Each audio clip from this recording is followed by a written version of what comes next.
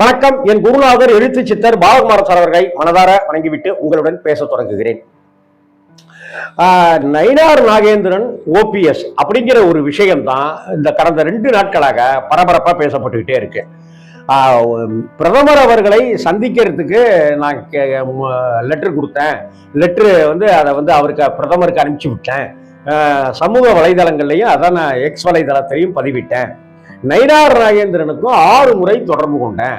ஆனா அவர் எந்த ரெஸ்பான்ஸுமே எடுக்கல அப்படின்னு அவர் ஓ பன்னீர்செல்வம் அவர்கள் சொன்னாரு. பிரதமரை பார்க்கலன்னு உடனேயே கல்வி நிதியை உடனடியாக ஒன்றிய அரசு தரணும்னு ஒரு அறிக்கையை விட்டாரு. அதற்கு அடுத்தாப்புல ஸ்டாலினை போய் சந்திச்சாரு, வாக்கிங் போகும்போது சந்திச்சாரு, வீட்டுக்கு போய் சந்திச்சாரு, அடுத்த நாள் காலையில வாக்கிங்லையும் சந்திச்சாரு.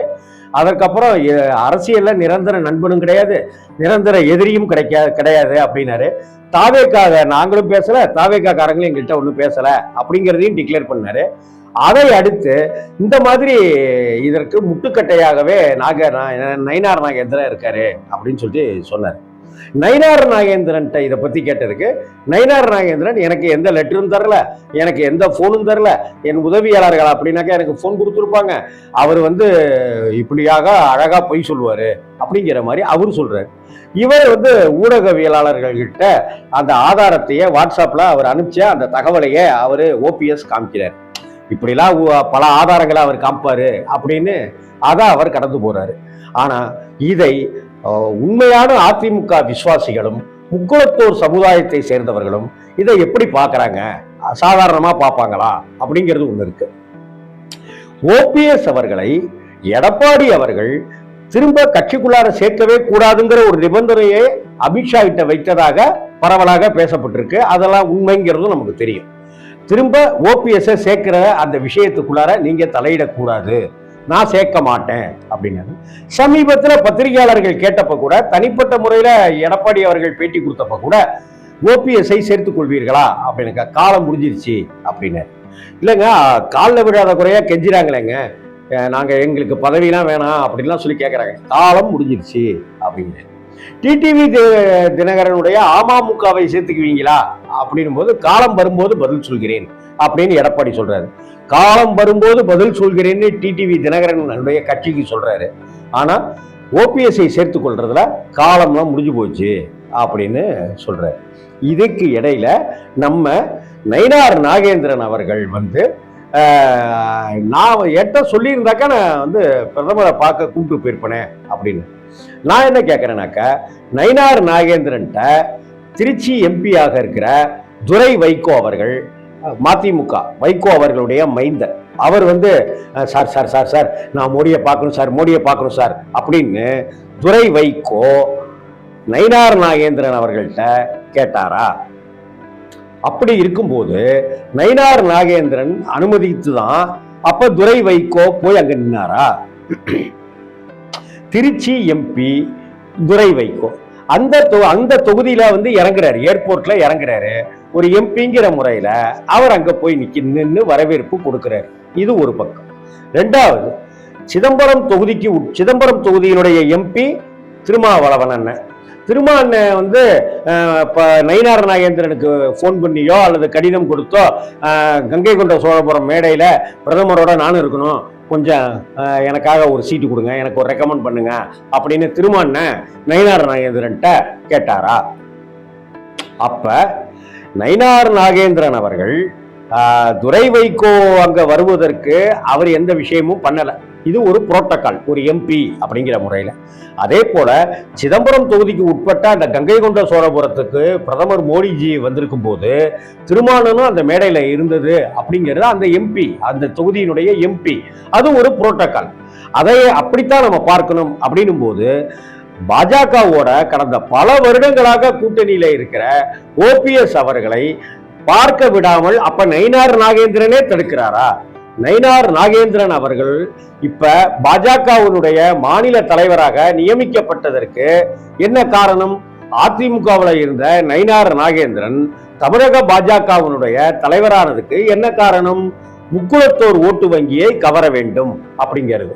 அப்ப முக்குளத்தோர் ஓட்டு வங்கியை நயினார் நாகேந்திரன் கொண்டு சேர்த்துருவாரு அப்படிங்கிறதுனாலதான் மோடிஜியும் அமித்ஷாவும் ஓபிஎஸ்ஐ விலக்கி வச்சுட்டாங்களா அப்படிங்கிற கேள்விதான் முக்குளத்தூர் சமுதாய மக்கள் கிட்ட பரவலாக பேசுபொருளாக இருக்கு.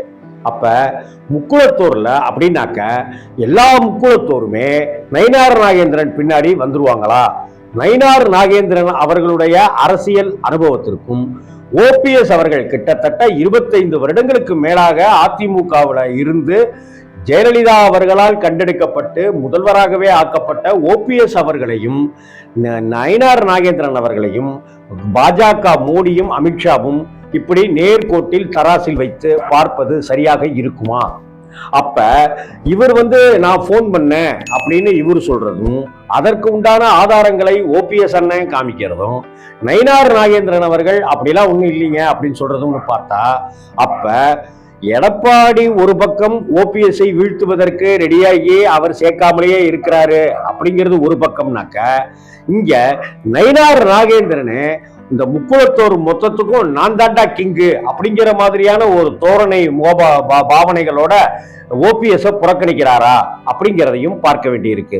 மூணாவது பாயிண்டா, அமித்ஷாவே மோடியே கூட நீங்க ஓபிஎஸ் ஓரம் கட்டிருங்க, அவங்களால நம்ம ஒன்றும் பிரயோஜனம் இல்லை அப்படிங்கிற முடிவுக்கு இருக்கிற வரைக்கும் காரியத்தை சாதிச்சாச்சு, போறோம் இப்ப கழட்டி விட்டுருங்க அப்படிங்கிற முடிவுக்கு டெல்லி பாஜக கொடுத்த அசைன்மெண்ட் தான் இப்படியானதா அப்படிங்கிறதையும் முக்குளத்தோர் மக்கள் கூர்ந்து கவனித்து விவாதித்துக் கொண்டிருக்கிறார்கள். எது எப்படியாக இருந்தாலும் ஓபிஎஸ் இப்ப இந்த தடவை துணிந்து களமாட தொடங்கிட்டாரு. என்ன பண்றாரு? ஃபர்ஸ்ட் அறிக்கையை கொடுக்குறாரு, லெட்டர் கொடுக்குறாரு. பெரும் பாக்கியமா நினைக்கிறேன் அப்படின்னு மோடிஜிக்கு சந்திப்பை அப்படி ஸ்லாகிச்சு சொல்றாரு. ஆனா மோடிஜி சந்திக்கல. அதற்கு அடுத்தாப்புல என்ன செய்யறாரு?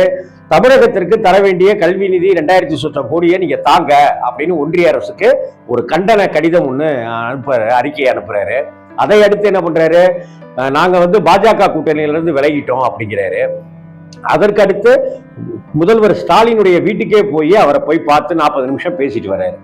அதை அடுத்து இப்ப என்ன சொல்றாரு அப்படின்னாக்கா, தமிழகம் முழுவதும் ஓபிஎஸ் ஆதரவாளர்களுக்கு ஓபிஎஸ் அவர்கள் ஒரு கோரிக்கையை வைக்கிறார், ஒரு அறிவுரையை சொல்றாரு. என்ன அப்படின்னாக்க, தமிழகம் முழுவதும் நீங்கள் பொதுக்கூட்டங்களை ஆர்ப்பாட்டங்களை நடத்துங்கள், ஒன்றிய அரசினுடைய மக்கள் விரோத போக்கை கண்டித்தும் திமுக அரசினுடைய மக்கள் விரோத போக்கை கண்டித்தும் அதிமுக ஆட்சியில் நாம் செய்து கொடுத்த மக்களுக்கான சாதனைகளை எல்லாம் சொல்லி பிரச்சாரம் செய்யுங்கள். யாரையும் எந்த வகையிலையும் இவர்களுடன் கூட்டணி அவர்களுடன் கூட்டணி என்று நீங்களாக எதையும் பேசாதீர்கள். இந்த கூட்டணிக்கான காலம் இன்னும் வரவில்லை. எனவே என்னை பின்பற்றுகிற என்னுடைய அன்புக்குரிய தொண்டர்கள் யாராக இருந்தாலும் தமிழகம் முழுவதும் பொதுக்கூட்டங்களை நடத்தி பிரச்சாரத்தில் ஈடுபடுங்கள்.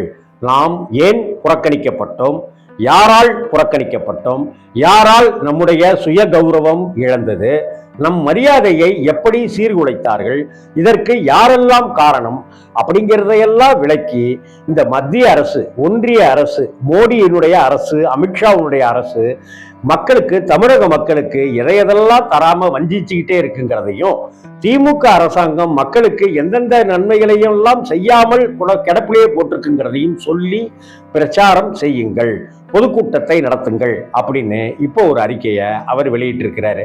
கிட்டத்தட்ட இதுவும் ஓபிஎஸ் ஒரு தந்திரம் தான், அதாவது ராஜ தந்திரம் தான். இது திமுகவும் இல்லை பாஜகவும் இல்லை அப்படின்னு சொல்லிட்டு அதிமுகவை அடிச்சு களமாடுவதற்கு ஓபிஎஸ் தன்னுடைய ஆதரவாளர்களை வைட்டமின் கொடுத்து உசுப்பேத்தி விட்டுருக்காரு அப்படிங்கிறதா அடுத்தடுத்த நாட்கள்ல நாம பார்க்கக்கூடிய விஷயமா இருக்கும். ஓபிஎஸ் அவருடைய கண்டனங்கள், அவருடைய பேட்டிகள்ன்றது இதோட முடிந்து போவது இல்லை. இன்னும் சொல்ல போனா இனிமேதான் ஓபிஎஸ் ஆட்டமே ஆரம்பிக்க போகுது அப்படின்னு சொல்றாங்க அரசியல் விமர்சகர்கள். வணக்கம்.